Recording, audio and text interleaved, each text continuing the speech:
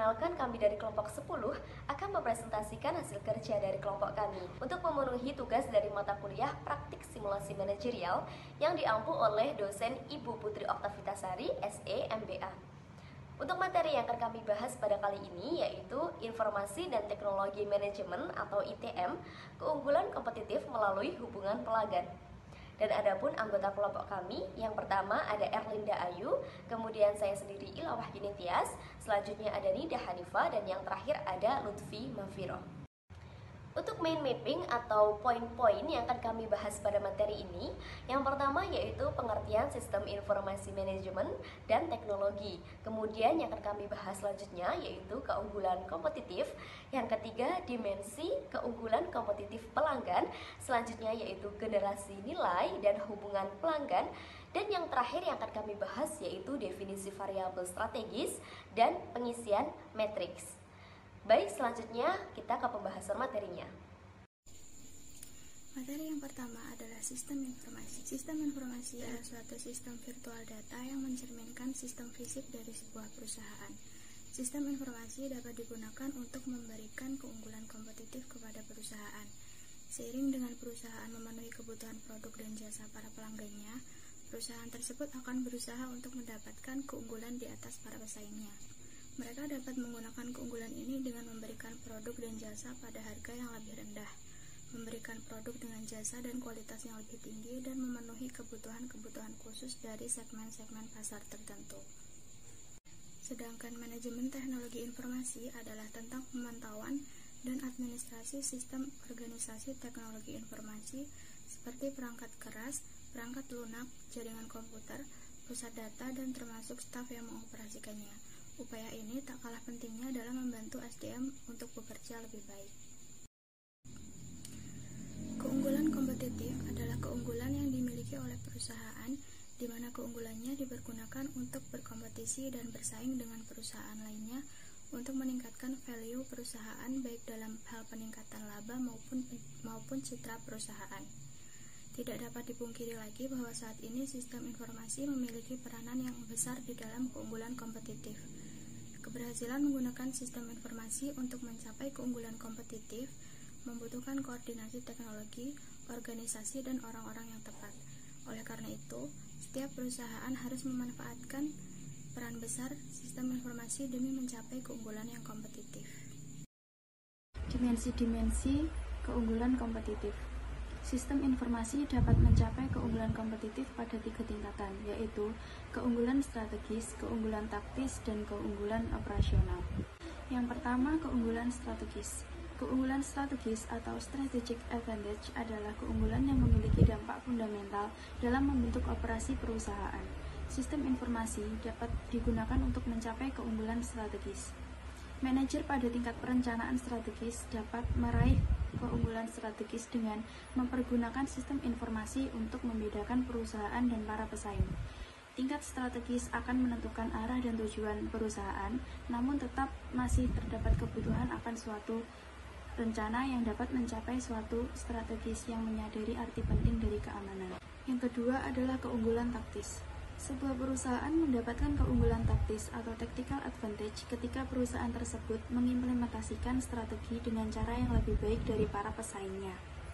Manajer tingkat pengendalian manajemen atau tingkat menengah dapat meraih keunggulan taktis dengan mengarahkan perancangan sistem informasi yang memiliki alat penghubung umum seperti browser web untuk mengakses internet, yang memungkinkan pelanggan memiliki akses langsung atas informasi.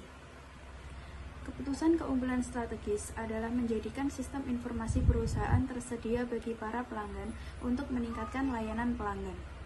Perusahaan mengembangkan suatu sistem informasi taktis yang tidak hanya akan meningkatkan kepuasan, namun juga akan meningkatkan profitabilitas. Yang ketiga adalah keunggulan operasional. Keunggulan operasional atau operational advantage adalah suatu keunggulan yang berhubungan dengan transaksi dan proses sehari-hari. Disinilah sistem informasi akan berinteraksi secara langsung dengan proses.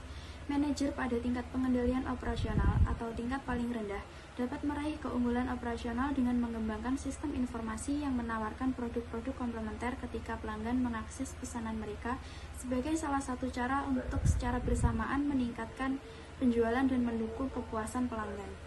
Generasi nilai dan hubungan pelanggan. Penciptaan nilai tidak hanya tentang menambahkan karakteristik dan manfaat untuk produk dan tidak mengurangi harga. Nilai muncul ketika pelanggan menetapkan utilitas atau tujuan ke objek. Nilai yang diusulkan bervariasi antara yang diinginkan dan menerima nilai, yaitu sebelum atau setelah usia pakai, atau bahkan untuk tujuan yang dimaksudkan. Dalam konteks nilai yang dirasakan, kualitas dan harga, model min and asosiasi harga, kualitas, dan nilai.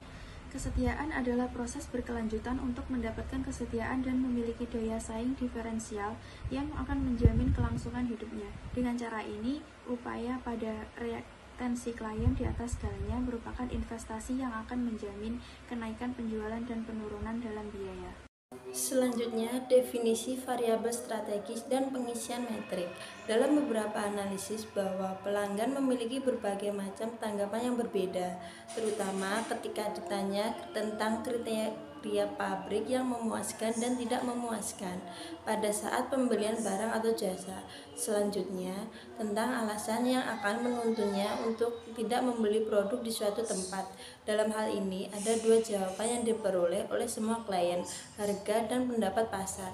Metode seperti membandingkan merek dan produk yang berbeda, meneliti tentang kualitas produk, percaya pada merek, memasok ikatan tentang kebutuhan, dan berharap untuk menemukan semua keinginan pelanggan dalam produk.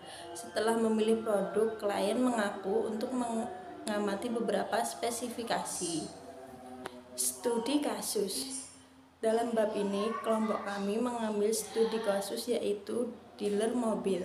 Salah satunya dealer Daihatsu yang ada di Jember, merupakan salah satu dealer resmi mobil Daihatsu yang berdiri di Kabupaten Jember. Selain showroom dealer, Daihatsu juga memberikan pelayanan lain seperti bengkel, servis, dan menyediakan spare part serta aksesoris asli mobil Daihatsu. Untuk meningkatkan volume penjualan, perusahaan perlu menggunakan strategi pemasaran yang efektif dan efisien untuk menjaga kelangsungan hidup perkembangan perusahaan.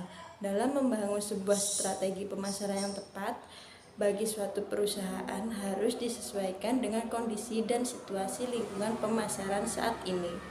Dalam mencari kesetiaan klien, menjadi sangat penting untuk dikenali hal-hal mana yang penting untuk meyakinkan kepuasan pelanggan.